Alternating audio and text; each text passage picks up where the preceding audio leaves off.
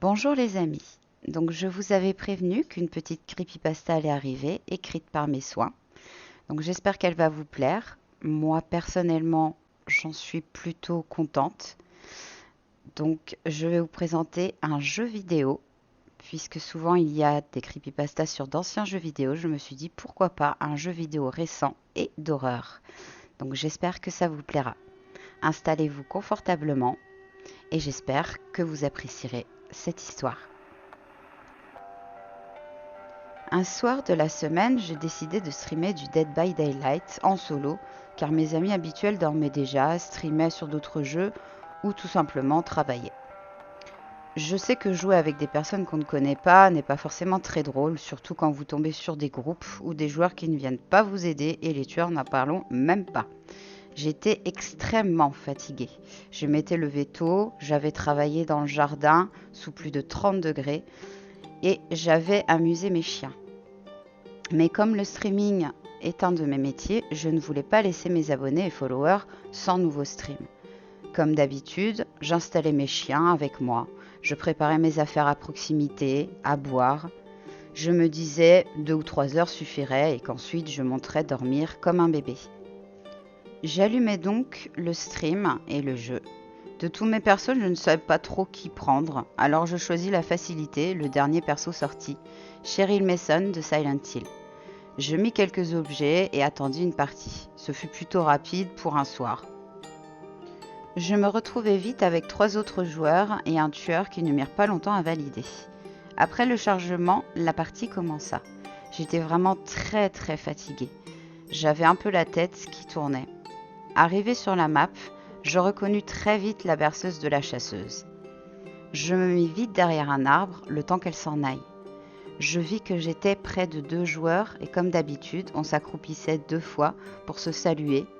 Puis je me mis de suite à la recherche près de moi d'un totem ou d'un générateur. Je trouvais pour une fois que j'avais plus d'aisance à contrôler ma Cheryl. Peut-être un effet de mon extrême fatigue, car je me sentais complètement immergée dans cette partie. Le son, mes mouvements, j'avais presque l'impression de rentrer dans le jeu. Je devais halluciner un peu.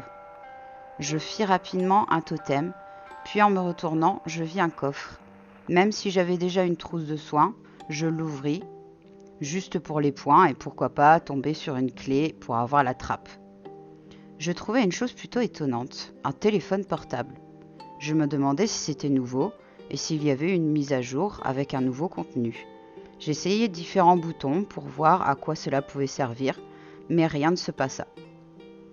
Je le gardais finalement. Je trouvais ça drôle de me voir avec un téléphone portable dans la partie. J'entendis un cri au loin, mais pas un cri habituel de personnage du jeu. Un cri horrible de douleur, avec une voix plutôt réaliste. J'eus l'impression que mon personnage faisait la même tête que moi sur l'écran et sur ma cam. Je courus dans sa direction, puis je me mis derrière un rocher en attendant que la chasseuse la prenne pour l'accrocher, juste face à moi, sans me montrer. Le personnage en question était une Meg. Elle poussa un cri déchirant quand la tueuse la mit au crochet. J'entendais sa chair se déchirer et je me reposais la question sur une éventuelle mise à jour dont je ne savais rien. Moi et mon perso eurent un haut le cœur en même temps. Je me disais que je devais être beaucoup trop fatiguée pour jouer et que mon cerveau me jouait décidément des tours. La tueuse partit, je décrochai Meg, mais j'avais l'impression de lui faire mal et je sentis un liquide chaud couler sur mes bras et mes mains. Bêtement, je regardais mes mains sur la manette, mais rien. Meg se baissa pour me dire de la soigner, mais la chasseuse revint aussitôt sur nous et nous décidions de fuir. J'évitais ses machettes avec une telle facilité que c'en était déconcertant. Pourtant, elle avait l'air de bien jouer, mais c'est comme si j'avais pris possession du corps de ma Cheryl. Meg se fit de nouveau accrocher dans un cri qui résonna sur toute la map. J'étais partie tellement loin en échappant à la tueuse pour revenir l'aider, j'espérais donc qu'un autre joueur viendrait le faire. Je décidai de commencer un générateur. 2 sur les 5 étaient déjà faits, l'équipe allait décidément très vite. Je fus une fois de plus surprise, je vis 2 boutons simples à appuyer, à tour de rôle sur le générateur, et je le fis seul rapidement, plus que 2. Je vis, en cherchant d'autres totems à faire ou générateurs, que la Meg était morte. Nous n'étions plus que 3 et j'entendais déjà la chasseuse lancer ses machettes sur quelqu'un d'autre. Je passais à côté du crochet où la Meg était morte, mais je fus choquée de ce que je vis. Au lieu de son corps disparu dans les airs, je vis Meg à terre, avec son corps déchiré en deux, les tripes à l'air et du sang à profusion. Mon personnage vomit instantanément. Je commençais à avoir peur.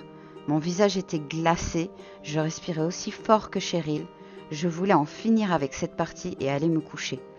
Je devais sérieusement avoir pris un coup de soleil sur la tête.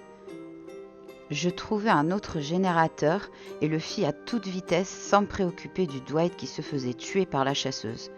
Je ne loupais aucun bouton. Moi qui ratais toujours quelques boutons, c'était plutôt facile. Et paf, plus qu'un générateur. Nous étions 2. J'imaginais donc que l'autre joueur, Bill, n'avait pas pu ou voulu sauver Dwight. Encore ces cris horribles. Il fallait que je finisse et que j'aille absolument dormir.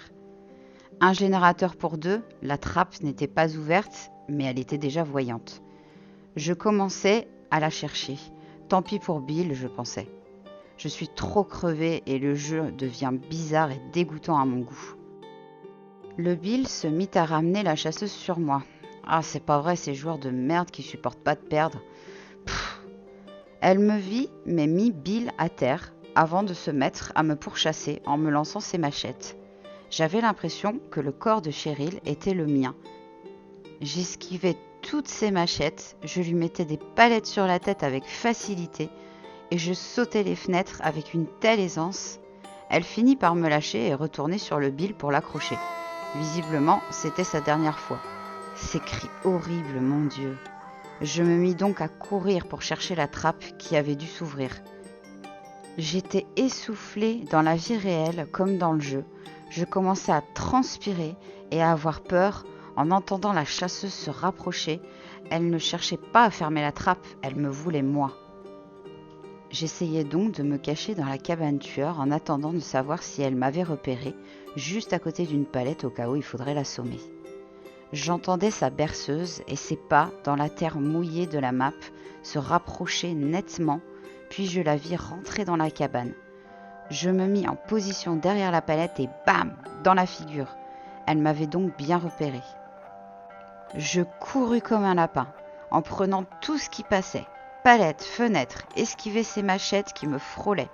Puis à ma grande surprise, l'une d'elles vient se loger dans mon épaule. Je poussais un cri dans la vraie vie. Je ne comprenais pas ce qui se passait. Je sentais mon propre sang couler le long de mon bras. Avec une douleur déchirante, je ne vérifiais même pas dans la vraie vie si j'allais bien. Le temps qu'elle reprenne des machettes dans un placard, je courais pour entendre le son de la trappe. Elle continuait à essayer de me viser.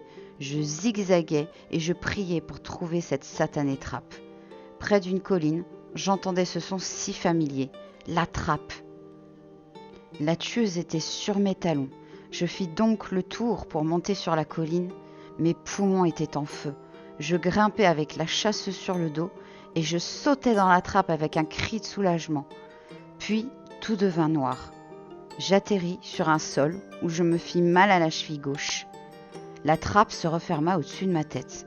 Je me retrouvai dans une salle noire, dans ce qui semblait être une petite pièce sans issue. Je me rappelai tout à coup du téléphone trouvé dans le coffre. Je réussis à allumer une lumière et quand je scrutais tout autour de moi, j'ai remarqué effectivement qu'il n'y avait pas de sortie. J'étais seule, blessée, dans le noir. En regardant un peu plus le téléphone, j'ai vu qu'on pouvait uniquement allumer ou enregistrer de l'audio. Si vous avez ce récit, c'est que quelqu'un a trouvé ce téléphone. Pourquoi me suis-je retrouvée dans le jeu? Suis-je en plein cauchemar? En plein délire? Mon Dieu, une autre partie a recommencé. J'entends des gènes se faire, des gens se faire tuer au-dessus de moi, du sang coule par la trappe, et je n'ai bientôt plus de batterie. Si jamais cela vous arrive, et je ne l'espère pas, je ne sais pas si c'est l'élément déclencheur, mais si vous trouvez un portable dans un coffre, surtout ne le prenez pas. Et si tout vous semble réaliste, éteignez vite la console. Mon Dieu, la trappe s'ouvre.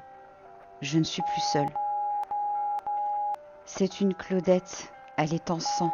Elle me regarde aussi surprise que moi. Et à ce moment-là,